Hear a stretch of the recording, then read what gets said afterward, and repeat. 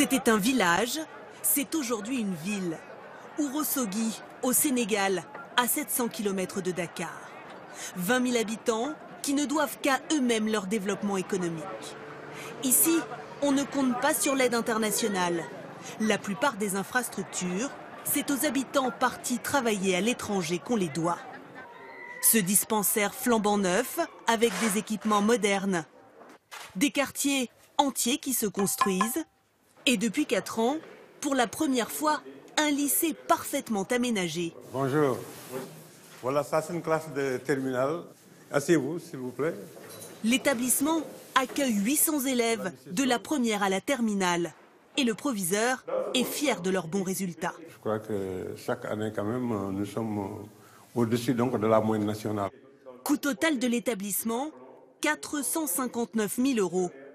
La somme a été financée à 30% par les migrants partis du village. Sur place, c'est cet habitant qui a géré les fonds pour la construction. Si c'était l'État, on peut attendre presque 10 ans sans avoir le machin. Mais avec ça, au bout de 3 ans, les élèves vont rentrer dans les classes, tout équipés. Comme pour chaque projet, tout a commencé à 5000 km d'Ourossogui, à Mantes-la-Jolie, en région parisienne. Voici ceux qui ont récolté les fonds pour construire le lycée. Ces Sénégalais ont tous quitté leur village dans les années 70 pour venir travailler en France. Moi, je suis de Ourossogui. Je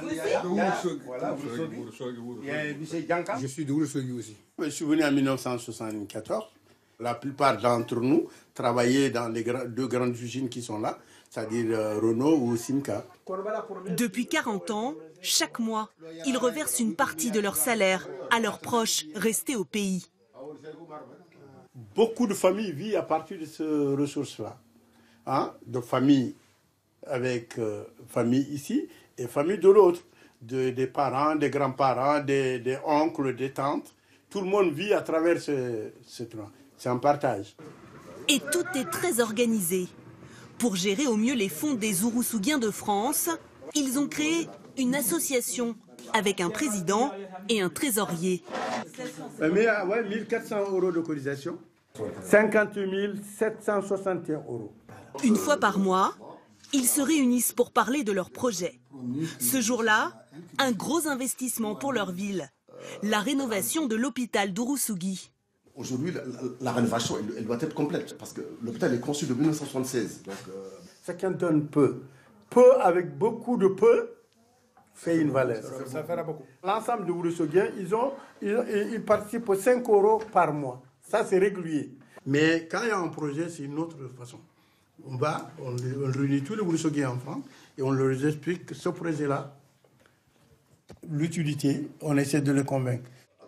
Ainsi, les 300 000 Sénégalais de France ont envoyé dans leur pays d'origine près d'1 demi-milliard d'euros en 2014.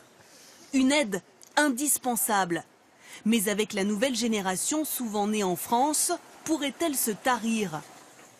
Ce Français d'origine sénégalaise a 39 ans. Il a grandi en France et il donne lui aussi une partie de son salaire pour y développer des projets. Mais il le constate, il a bien du mal à mobiliser les plus jeunes. Pour certains, ils ne connaissent pas forcément leur village d'origine parce qu'ils n'y sont pas allés. Ils sont nés et grandis ici, donc ils n'ont pas forcément cette appartenance qu'on pouvait avoir aussi nos parents. Au Sénégal, la nature même de ces projets est en train de changer. Voici l'un d'entre eux, un champ collectif de 8 hectares. L'argent venu de France a permis d'acheter cette pompe à eau pour irriguer les cultures. 10 000 €. Tomates, maïs, salade, le champ fait vivre aujourd'hui 22 familles. L'objectif, c'est de créer de l'emploi sur place pour ne plus avoir besoin de partir travailler ailleurs.